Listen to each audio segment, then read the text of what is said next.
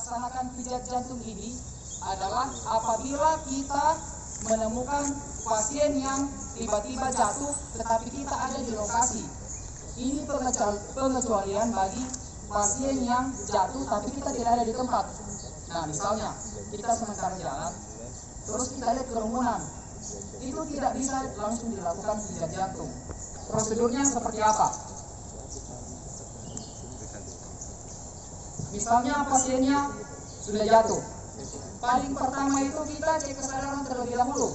Cek kesadaran itu dengan dua cara. Yang pertama kita cek suara dulu. Pak, cek suara dulu. Apabila dengan cek suara tidak ada respon, baru kita rangsang nyeri. Nah, rangsang nyeri yang paling sopan untuk laki-laki itu di sini, ya, di sini. Di bagian tengah, di atasnya ulu hati ada di situ sudut tulang, ada sudut tulang yang coba keras. pegang. Nah, pegang. Silakan ditekan sendiri. Itu bahkan ditekan Udah itu ketemu pasti belum? sakit dan kuat. Nah, itu dirangsang nyeri namanya. Apabila tidak ada respon, nah, yang paling pertama apabila kita lakukan di jalan, kita lakukan pengamanan terlebih dahulu. Tenaga kesehatan. Pak, ada dokter enggak? Pak, ada perawat enggak? Nah, itu yang paling pertama.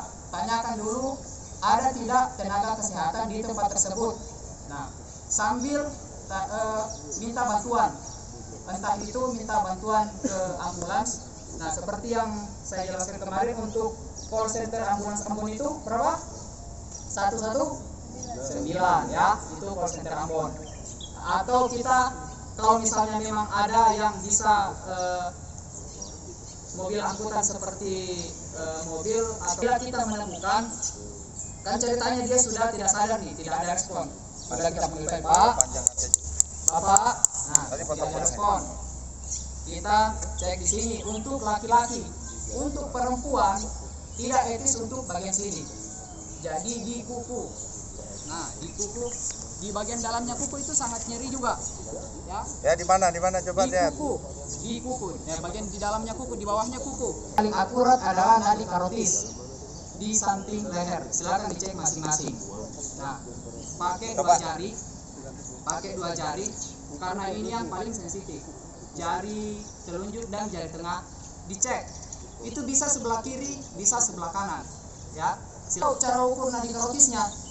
Ya, seperti itu. Jadi harus sering-sering latih sendiri atau teman gitu, dicek seperti ini, ya. Itu yang pertama. Kalau di bagian tangan sini ya, nah, ini paling gampang, ya. Cuman kadang kita dapatkan apabila pasien memang sudah terjadi serangan jantung, biasanya di sini itu sudah tidak teraba. Lebih dapat teraba di sini. Kenapa? Karena di sini tekanannya lebih besar dan dia posisinya lebih dekat ke jantung daripada di sini. Dia lebih jauh. Nah, maka misalnya memang sudah tidak ada tenaga kesehatan atau paramedis, sebenarnya kita semua wajib untuk melakukan pijat jantung. Kenapa? Saya sudah jelaskan sebelumnya bahwa orang hambatan aliran oksigen ke otak di atas 5 menit nanti bergantian. Sebenarnya kalau ada 2 orang dan bisa dilakukan oksigen, itu nanti bisa simultan atau dilakukan bergantian. Tetapi kalau di lapangan kan tidak mungkin ada orang yang bawa oksigen kemana-mana kan. Nah, jadi dilakukan pijat jantung saja. Caranya seperti yang saya jelaskan kemarin, 30:2, ya. Itu bila ada tambahan oksigen, tapi kalau tidak ada 30 saja. Menggunakan tangan terkuat, tidak mesti tangan kanan, tapi tangan terkuat. Tangan terkuat di sebelah bawah, kemudian didukung tangan lain di sebelah atas. Dilakukan pijatan di 2 jari di atas yang tulang tadi, 2 jari di atas tulang tadi, atau sejajar dengan ini, apa namanya? Puting, ya. Sejajar dengan puting untuk laki-laki, atau kalau untuk perempuan 2 jari di atas. Siap? Apa tadi? Berarti boleh taruh. Asal kekuatan itu dari bahu, bukan dari siku. Ya. Nah, seperti ini. Tangan terkuat di bawah, tangan pendukung di atas. Dilakukan pijatan ke bawah 30 kali. 1, 2, 3, 4, 5, 6, 7, 8, 9, 10. 1, 2, 3, 30. Nah, setiap selesai 30 dilakukan cek nadi ulang. Entah itu karotis, entah itu di nadi di sini. Tetapi bagusnya apabila ada penolong lain yang bisa melakukan cek nadi, itu sambil dicek. Ya. Jadi sambil ada yang melakukan kompresi, sambil ada yang melakukan pijat jantung, ada yang sambil cek nadinya. Nah, itu dia masih ada itu dia pelatih. Begini lagi dicek. Nah, kapan itu dihentikan? Kapan pijatan jantungnya biasanya orang dengan serangan jantung, respon paling pertamanya itu pasiennya sadar, pasiennya batuk. Ya, jadi itu yang paling pertama apabila kita kapan pijat ya, karena ini akan betul-betul capek. Yang ketiga, ada yang lebih ahli. Ya, ada yang lebih ahli. Yang keempat, sudah dilaksanakan pijatan lebih dari 5 menit dan tidak ada respon. Ya, dan tidak ada respon. Tetapi apabila tetap mau memastikan, silahkan dilakukan pijatan sampai 10 menit setelah peristiwa terjadi. Itu untuk lebih memastikan. Ya, jadi yang pertama pasien sadar, yang kedua ada penolong yang lebih ahli, yang ketiga penolong capek, yang keempat tidak ada respon lebih dari 5 menit atau idealnya lebih dari 5 menit atau untuk toleransinya lebih dari 10 menit sebagai pasien ya. Nah, ini kita ilustrasikan kondisi di lapangan. Paling pertama kita cek kesadaran terlebih dahulu. Yang etis ya. Nah, yang tegas dan kuat. Karena kalau lemah lembut itu tidak akan ada respon, jadi tegas. Apabila tahu nama pasiennya disebut namanya. Ya, disebut namanya. Aceh, nah, ya. Nah, kalau tidak ada respon, kita lakukan rangsang nyeri. Rangsang nyerinya di mana untuk laki-laki? Nah, tidak ada ya. Di bagian atas hati gitu. Praktek depan tuh, lihat saya praktek depan. Bukan gitu, jangan ditepuk-tepuk, tapi ditekan.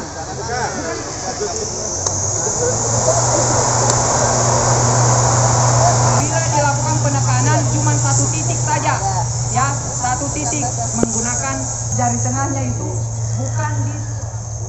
bukan dipukul-pukul, tetapi ditekan ke dalam, ya. Rapat ke kulit, ditekan ke bawah, tidak dipukul-pukul, ya. Karena kenapa?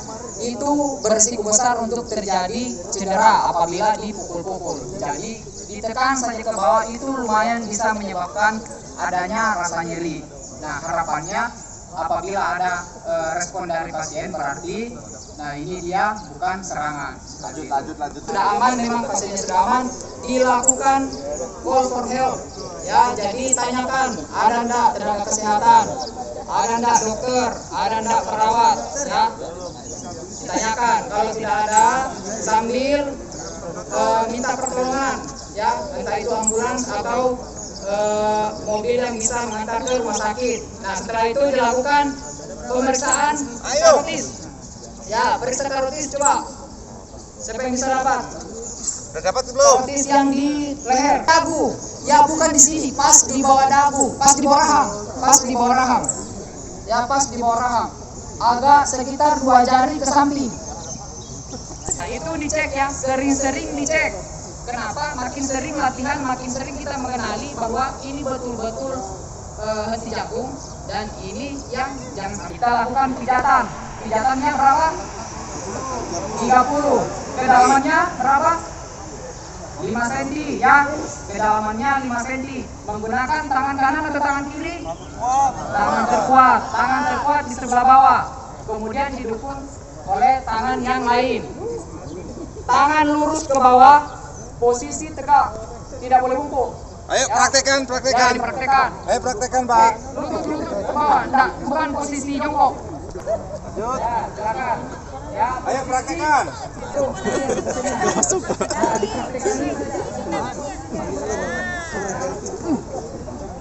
lurus ya, lurus seperti ini, tangan kuat bagian bawah, ditekan ke bawah.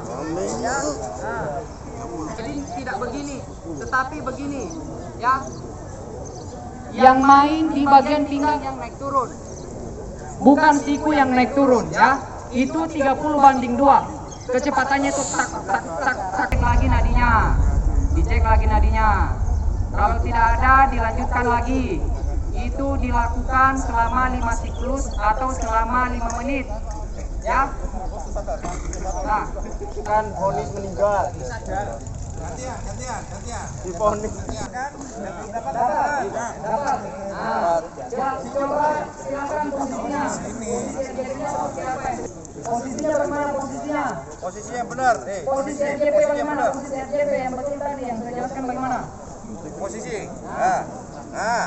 Ikuti yang di depan. Ikuti yang depan. Jangan main-main. Nah, ini tujuannya supaya tidak cepat capek. Kenapa? Kalau ini mainnya otomatis. Kalau situ itu pakai kekuatan.